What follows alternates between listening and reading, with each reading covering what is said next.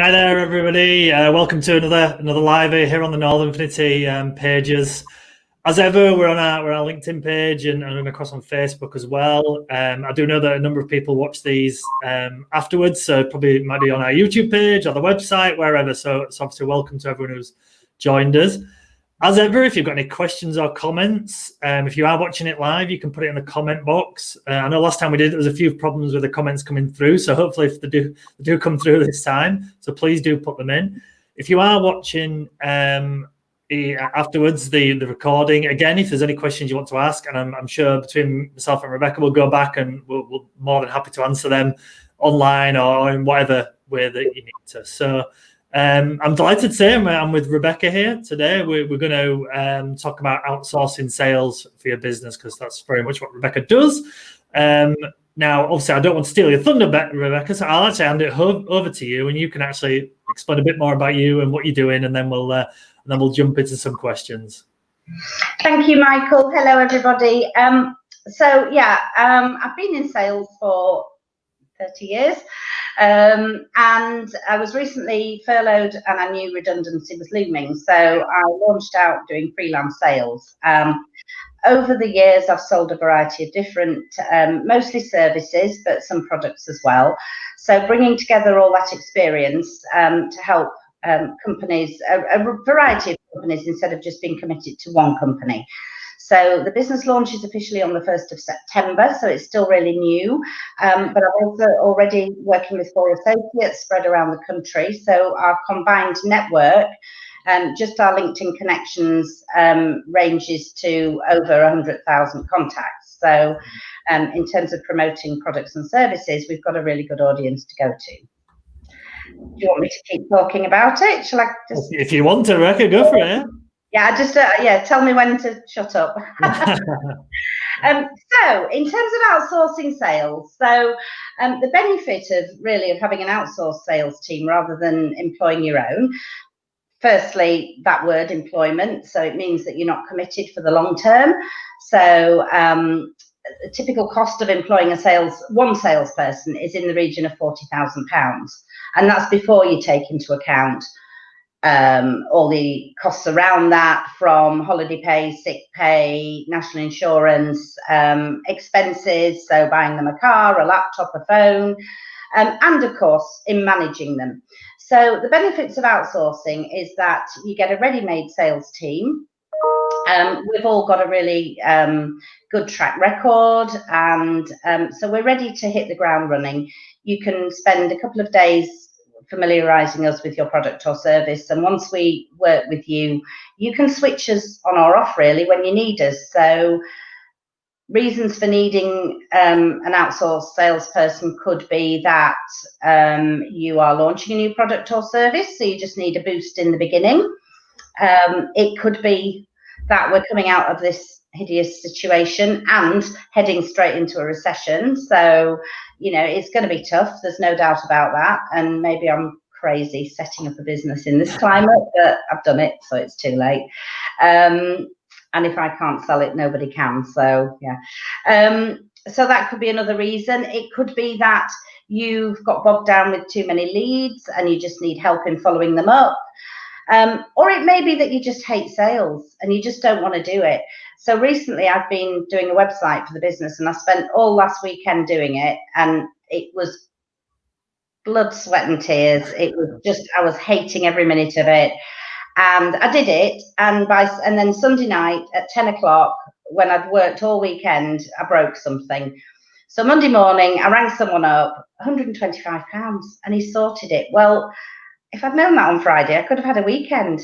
So sometimes you just need to think, well, look, that's not what I'm really good at, so let me give it to someone who is. But you don't necessarily want to go through all the pain and expense of employing someone. So that's where outsourcing kind of really comes in.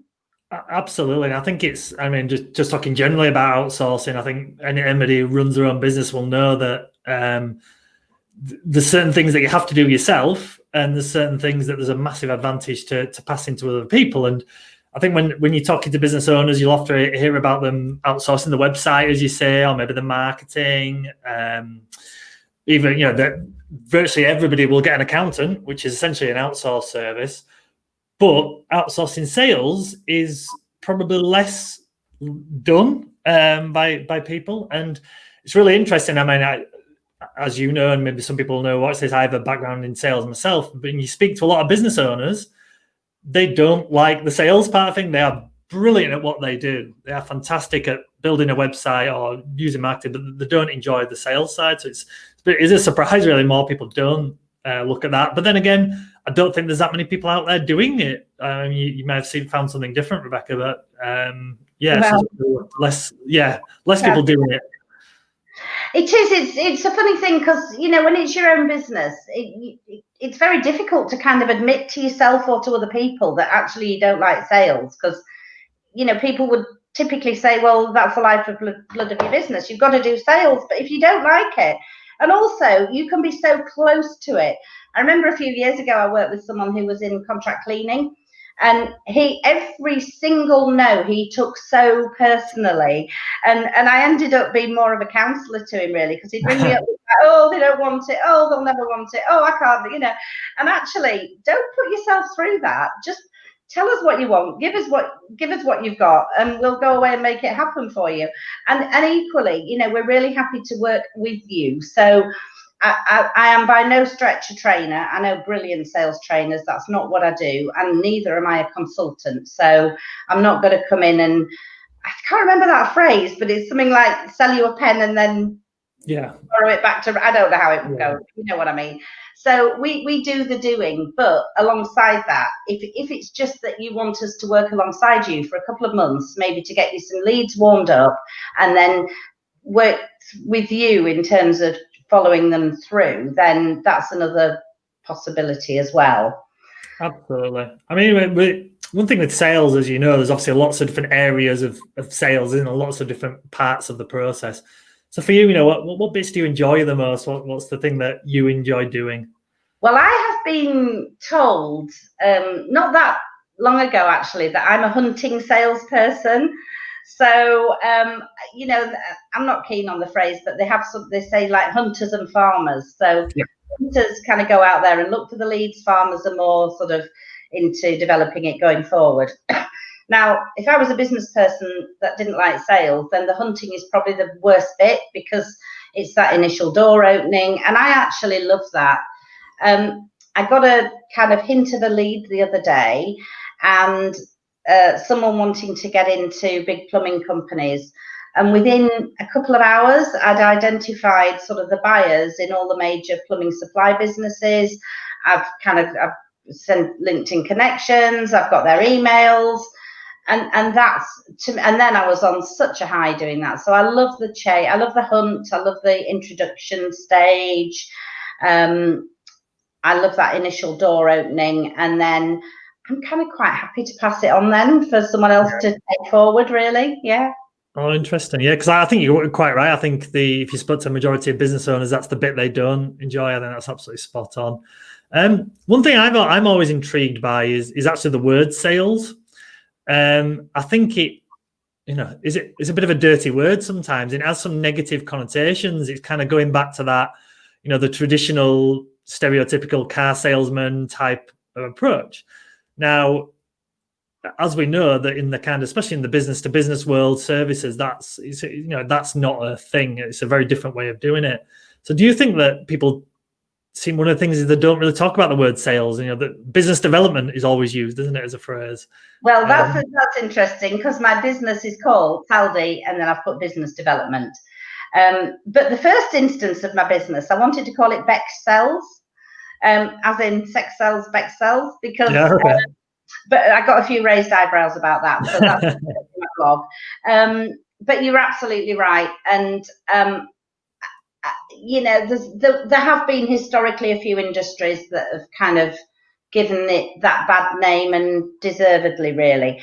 And I was very conscious when setting up freelance that I am going to have to be really careful not to come across as that sort of traveling salesman that comes along and opens his jacket up and says, do you want to buy a watch or a pen or a, you know, you've got to be careful, and also not to sort of go and upset all my contacts by coming to them with something different every week, because that's not how it works. It's all about sort of using your networks. But I definitely take a really consultative approach to sales. So, you know, when you're approaching the sales process, the people that you approach have got to have a need, because if they don't have a need, they're never going to buy. So I would initially start with ascertaining, you know, do you have a need? And if you do have a need, then that the door's open, and then you can talk about if our solution is the right solution, but or our client's solution is the right one. But it's very much a consultative approach. And in my old days, when I was in hotels and conference sales, one of the things we had to do was go and have a competitor, we had to suss out the competition. So we'd go along and have a show round. And so there I was through the door, potentially wanting to buy. And what always staggered me, and I think we can take this forward into lots of other industries, is how people started to sell the minute I walked through the door. So we'd set off and we might be looking at a conference centre hotel that had maybe 10 rooms. And what they'd do is they'd set off, march around the property, showing us 10 different rooms, when actually, you know, I had a little training course for 5 people. So I didn't need to see the ballroom that sat 250. And I didn't need to see 7 different types of bedrooms, because it was just for a day conference.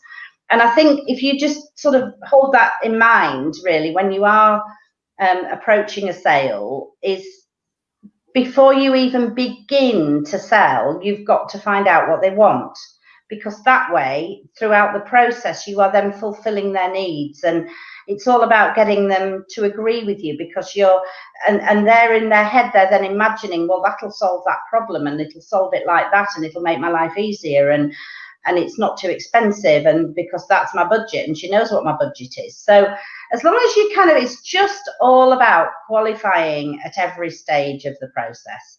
And at the end of the day, if somebody doesn't want to buy something, there's a reason why, either because they don't need it, they don't want it, they're the wrong target. And I think in that respect, it's really worthwhile doing your research in advance. It starts way before you're sitting in front of the prospect. Yeah. Well, strange enough, the next question I was going to ask you was kind of advice for people, whether it's, you know, people who sign up their own business, who maybe haven't done much sales in their life, or people just starting in the sales jobs. I think obviously you've covered a bit of it there, and is kind of that, you know, asking the right questions. But I think my experience, and please correct me if you think any differently, is asking the questions is one thing, is listening to the answers is the other. And not just taking the answers that you're hoping or wanting or expecting to hear. Which I think we all do to an extent. I think it's natural sometimes to do that. But is there anything else that you can kind of any hints and tips for people in sales? So absolutely, as we've just said, again, it's research. So it's almost, in fact, it's definitely more important. The work you do before you pick the phone up or go to the meeting is more important than probably what's going to actually happen in the meeting, because it means that you're going to turn up either to Zoom, phone call, or meeting prepared. And that preparation includes knowing about the company. It includes knowing what their need is and why you're sitting in front of them. I think if one thing has happened in the last few weeks, it's that people are not going to meet for no reason. So I've been to meetings before and I've sat there and thought, what am I actually doing here? And also, worse still, they turn it around and start selling to you. And that's why they've agreed to see you. But I think that's less so now. But what I would say is that research starts right back at the beginning. So research your market, and then do some marketing to engage with that market so that you're actually reaching your target market, which will help you to generate more warm leads, so inquiries, because that's much easier than picking up the phone cold. And then once you've got that sort of secured that meeting appointment, then go prepared with your research.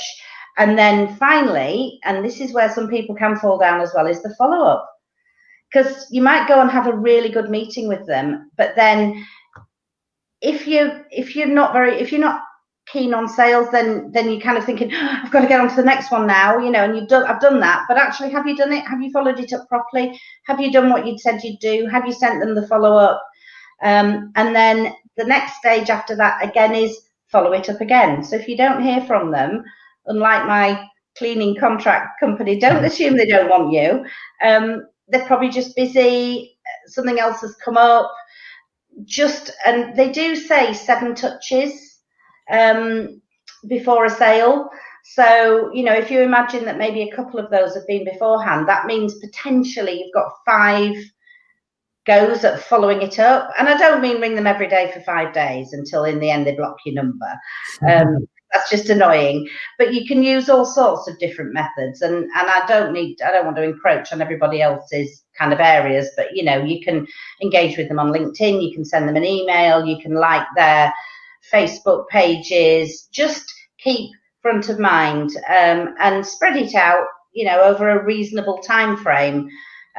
You might be desperate to make that sale, but they might not be desperate to buy it today. But it doesn't mean they never will. And actually, weirdly, in my last role, I picked up from a previous salesperson some leads. And the biggest sale I ever made, we'd been talking to them for 7 years. Now, that's a bit excessive. Yeah. But that really is. I'm not suggesting we work on that. But, I just happened to pick the phone up one day and he said, absolutely, today is the day. My need is urgent. Your pricing's right. Come and see me. I'm going to do it today. So you just never know. It might be that next phone call that you make where they say yes. Absolutely. No, absolutely. I mean, you kind of touched on it right at the start there, actually, about changes to what's, in the sales world now after the last few months. Is there anything else that you think, like, kind of post-COVID-19 world, what the world of sales will change? Drastically, I think. So I've been doing some calling for a company this week, and what I've realised is that nobody's in the office at all. They're all working from home or, whatever. And so, the gatekeepers are loving it because they're just saying, no, they're not here, and send them an email. So you can't get a phone number. So what I would say about that is you're going to have to be creative about how you get in touch with people. Because also, if you do happen to get a mobile number, bear in mind that they're probably working from home. They might be stressed out with what's going on. So you're going to be approaching people in a very different situation. It's not like the old days where they were sitting in an office with a laptop waiting for the phone to ring. Now they could have, a rampant toddler round their ankles and just, you've caught them at the wrong time. So you just never know. So you've just got to sort of adapt to all that. And also just find more creative ways. Make sure that your emails are really spot on. So if you need to bring in a bit of design help or even some copywriting to make sure that your message is really strong, I think emails are going to be so much more critical at every stage of the process than they ever were before. And don't give up. Do not say, oh, COVID, that's it, my business is over, I'll never sell anything ever again, because you can't say that, because people are buying all the time. And okay, the economy is going to be difficult, but it's not going to end. So just stay strong, stay brave. Have good networks around you as well for support. I could use some real naff old sales phrases like every no's a step nearer to a yes. But yeah, I'd say just be creative and look at different ways of reaching your target. No, absolutely. That's good advice. So just finally from me, Rebecca, if anyone wants to kind of get hold of you, find out a bit more about what you do, where's the best places to do that? Well, my website isn't live till the 1st of September officially. So initially, my email or my phone number or LinkedIn, it's all on LinkedIn, my email and my phone number. And I really like connecting with people. And unfortunately, a name like Rebecca Roberts, there's a few of us, but Rebecca Roberts leads, you'll probably get close. And or through Michael or... Yeah, I was about to say, Rebecca, obviously we have all your details, and obviously if anyone wants to contact us directly, I'm more than happy to pass on relevant details and things like that so they can do that. Yeah.